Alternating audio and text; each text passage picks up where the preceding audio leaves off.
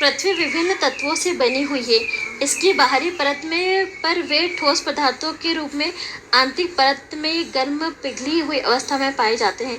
पृथ्वी के संपूर्ण प्रॉपर्टी का 98% 8 तत्वों जैसे ऑक्सीजन, सिलिकॉन, एल्यूमिनियम, लोहा, कैल्शियम, सोडियम, पोटेशियम, मैग्नीशियम से बना हुआ है तथा शेष भाग टाइटेनियम, हाइड्रोजन, फास्फोरस और मैग्नीज, सल्फर, कार्बन, निकल व अन्य पदार्थों से मिलकर बना है।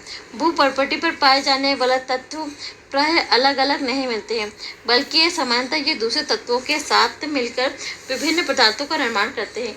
इन पदार्थों को खनिज का नाम दिया गया है। इस प्रकार खनिज एक ऐसा प्राकृतिक कार्बनिक और अकार्बनिक तत्व है जिसमें एक क्रमबद्ध परमाण्विक संरचना, निश्चित रासायनिक संगठन व भौतिक गुणधर्म होते हैं। खनिज का निर्माण दो या दो से अधिक तत्वों से मिलकर होता है, लेकिन कभी कभी सल्फर, तांबा, चांदी, स्वर्ण, ग्रेफाइट जैसे तत्वीय खनिज भी पाए जाते हैं।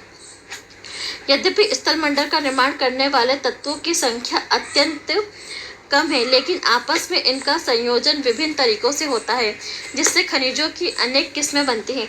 भूप्रकृति में कम से कम 2000 प्रकार के खनिजों की पहचाना गया है और उनको नाम दिया गया है, लेकिन इनमें से समानता उपलब्ध लगभग सभी पदार्थ 6 प्रमुख खनिजों से संबंधित होते हैं, जिनको सेलों का निर्माण करने वाले प्रमुख खनिज माना जाता है। भौतिक विशेषताओं स्वभाव के आधार पर प्रमुख खनिजों को संक्षिप्त जानकारी यहाँ दी गई है। भौतिक व्यवस्था। पहला, क्रिस्टल का बाहरी रूप। अणुओं की बाहरी आंतरिक व्यवस्था का तय होती है। अणुओं की आंतरिक व्यवस्था द्वारा तय। क्रिस्टल का बाहरी अणुओं की आंतरिक व्यवस्था द्वारा तय होती। घनाकार, अष्टभुजाकार, षष्ठभुजाकार, प्रिज्म आदि। वितरण। सापेक्षिक रूप से समतल सतह बनाने के लिए निश्चित दिशा में टूटने की प्रवृत्ति अणुओं की आंतरिक अवस्था का परिणाम है। एक या कई दिशा में एक दूसरे के कोई कोण भी बनकर टूट सकते हैं। तीसरा, विभंजन। अणुओं की आंतरिक अवस्था इतनी जटिल होती है कि अणुओं का कोई तल नहीं होता है। क्रिस्टल वितरण तल के अनुसार नहीं बल्कि अनियमित रूप से टूटता है। चमक। रंग के बिना किसी पदार्थ की चमक। प्रत्येक खनिज की अपनी चमक होती है, जैसे मेटालिक, रेशमी, ग्लासी। रंग। कुछ खनिजों के रंग इन्हें परमाण्विक संरचना से निर्धारित होते हैं, जैसे मेलाकाइट, एजुराइट, कैस्पोराइट आदि। कुछ खनिजों में अशुद्धियों के कारण रंग आते हैं। उदाहरण के लिए अशुद्धियों के कारण क्वार्टजाइट का रंग श्वेत, लाल व लाल पीला हो सकता है। धारियाँ। किसी भी खनिज के पीसने के बाद बने पाउडर का रंग खनिज के रंग या इसके बाद का रंग हो सकता है। मेलाकाइट का रंग हरा होता है और उस पर धारियाँ भी हरी होती हैं। फ्लोराइट का रंग बैंगनी या हरा होता है, जबकि इस पर श्वेत धारियाँ होती हैं। फिर छठा, पारदर्शिता। पारदर्शी प्रकाश किरणें इस प्रकार आर पार जाती हैं कि वस्तु सीधी रेखा देखी जा सकती है। पारभासी प्रकाश किरणें आर पार होती हैं, लेकिन उनके विषित हो जाने के कारण वस्तु देखी नहीं जा सकती। अपारदर्शी किरणें तनिक भी आर पार नहीं होंगी। आठवां, संरचना। प्रत्येक क्रिस्टल का विशेष अवस्था महीन, मध्यम और खुरदे पिसे हुए तंतु पृथक करने योग्य अपकारी विकिरणकारी होते हैं।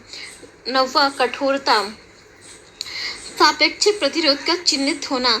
10 चुने हुए खनिजों में से 10 तक की श्रेणी में कठोरता मापना। ये खनिज है talc, gypsum, calcite, fluorite, apatite, feldspar, quartzite, topaz, corundum, हीरा। उदाहरणता के लिए यह तुलना नाखून 2.5 है और कांचे चाकू की नोक 5.5 है। आपेक्षिक भार। दी गई वस्तु का भार अथवा आयतन बराबर के पानों के अणु के भार के अनुपात हवा के अनुभार इन दोनों के अंतर में लिए हुए भाग से भाग दें। यद्यपि स्थलमंडल का निर्माण करने वाले तत्वों की संख्या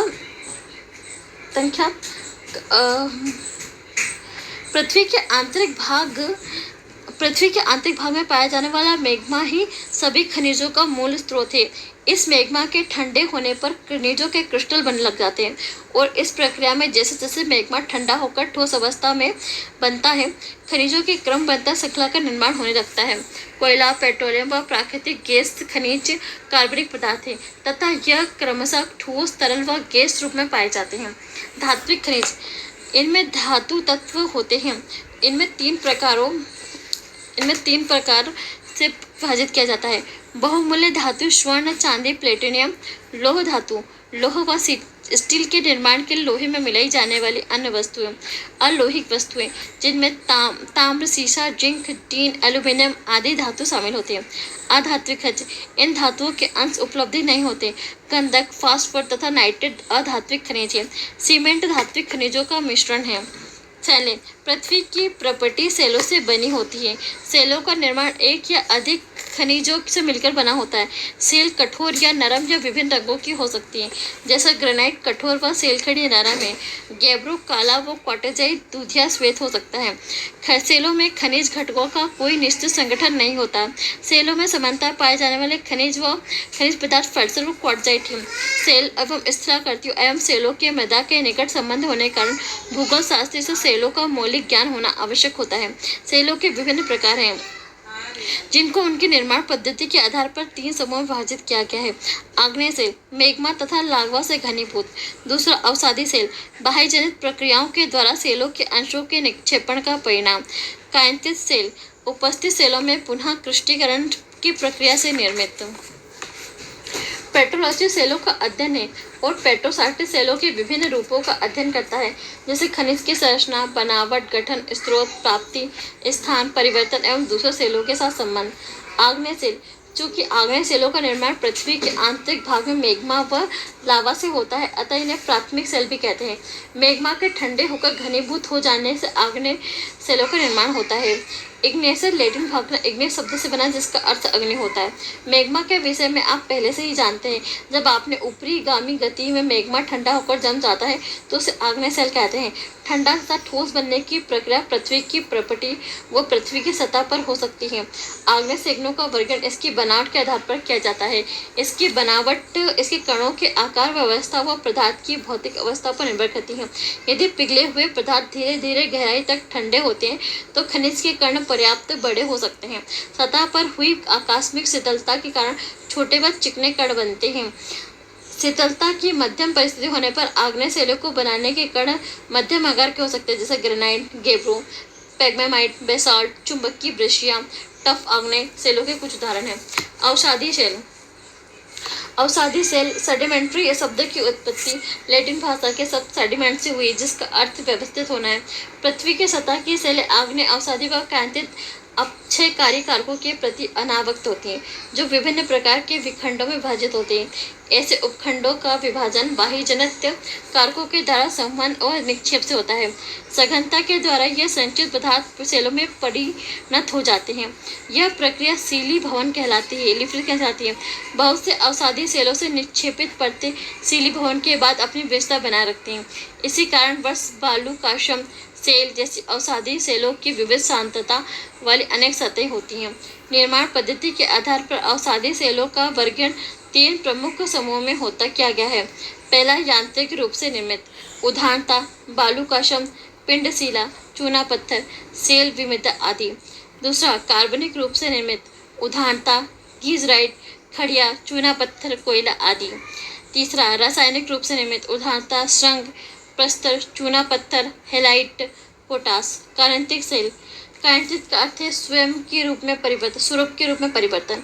दाब, आयतन व तापमान में परिवर्तन की प्रक्रिया के फलस्वरूप इन सेलों का निर्माण होता है। यह सेलें दाब, आयतन व तापमान पीवीटी के परिवर्तन के द्वारा निर्मित होते हैं। जब विवर्तन प्रक्रिया के कारण सेलें निचले स्तर की और बलपूर्वक खिसक जाते हैं, या जब भूपृष्ठ से उठता हुआ पिघला हुआ मैग्मा भूपृष्ठीय सेलों के संपर्क में आता है, या जब ऊपरी सेलों के कारण निचली सेलों पर अत्यधिक दाब पड़ता है, तब कायंतन होता है। कायंतन वह प्रक्रिया है जिसमें समेकित सेलों में पुनः क्रिस्टलीकरण होता है तथा वास्तविक सेलों में पदार्थ पुनः संगठित हो जाता है। बिना किसी विशेष रासायनिक परिवर्तन के टूटने एवं पिसने के कारण वास्तविक सेलों में यांत्रिकी व्यवधान एवं पुनः संगठित होना गतिशील क्रांतित्व कहलाता है। उसमें क्रांतन के कारण सेलों के पदार्थों में रासायनिक परिवर्तन एवं पुनः क्रिस्टलीकरण होता है। उसमें क्रांतन के दो प्रकार होते हैं, संपर्क क्रांतन और प्रादेशिक क्रांतन। संपर्क रूपांतर के सेलें गर्म ऊपर के जाते हुए मैग्मा व लावा के संपर्क में आती हैं तथा उच्च तापमान में सेलों के पदार्थों का पुनः क्रिस्टलीकरण होता है। अक्सर सेलों के मैग्मा अथवा लावा के योग से नए पदार्थ उत्पन्न होते हैं। प्रादेशिक क्रांतन में उच्च तापमान अथवा दबाव अथवा इन दोनों के कारण से सेलों में विवर्तनीय दबाव के कारण विकृतियाँ होती हैं, जिससे सेलों में पुनः क्रिस्टलीकरण होता है। क्रांतन की प्रक्रिया में सेलों के कुछ कण या खनिज सतहों व रेखाओं के रूप में व्यवस्थित हो जाते हैं। क्रांतित सेलों में खनिज अथवा कणों की इस व्यवस्था को पत्रण या रेखांकन कहते हैं। कभी कभी खनिज या विभिन्न समूहों के कण पतली से मोटी सतह में इस प्रकार व्यवस्थित होते हैं कि वे हल्के व गहरे रंगों में दिखाई देते हैं। क्रांतित सेलों में ऐसी संरचनाओं को बैंडिंग कहते हैं तथा बैंडिंग प्रदर्शित करने वाली सेलों को बैंडेड सेलें कहते हैं। क्रांतित होने वाली वास्तविक सेलों पर ही क्रांतित सेलों के प्रकार निर्भर करते हैं। क्रांतित सेलों के दो प्रमुख भागों में वर्गीकृत किया जा सकता है, पत्रित सेल अथवा अपत्रित सेल। पट्टिताशिमी, ग्रेनाइट, साइनाइट, स्लेट, शिस्ट, संगमरमर, क्वार्ट्ज आदि रूपांतरित सेलों के कुछ उदाहरण हैं। शैली चक्र। सेलें अपने मूल रूप में अधिक समय तक नहीं रहती हैं, बल्कि इनमें परिवर्तन होते रहते हैं। शैली चक्र की एक सतत प्रक्रिया होती है, जिसमें पुराने सेलें परिवर्तित होकर नवीन रूप रहती हैं। आग्नेय सेल प्राथमिक सेलें तथा अन्य अवसादी व क्रांतिय सेल इन प्राथमिक सेलों से निर्मित होती हैं। आग्नेय सेलों को क्रांतिय सेलों में परिवर्तित किया जा सकता है। आग्नेय व क्रांतिय सेलों से प्राप्त अंशों और अवसादी सेलों का निर्माण होता है। अवसादी सेलें अपखंडों में परिवर्तित हो सकती हैं तथा ये अपखंड अवसादी सेलों के निर्माण का एक स्रोत हो सकते हैं। निर्मित पृष्ठीय सेलें आग्नेय, क्रांतित और अवसादी प्रत्यावर्तन के द्वारा पृथ्वी के आंतरिक भाग में नीचे की ओर जा सकती हैं। भूपृष्ठीय पत्रक के आंशिक अथवा पूर्ण संस्करण पत्रक के क्षेत्र में अन्य पत्रक नीचे चले जाते हैं तथा पृथ्वी के आंतरिक भाग में तापमान बढ़ने के कारण ये पिघलकर मैग्मा में परिवर्तित होते हैं, जो आग्नेय सेलों के मूल स्रोत हैं।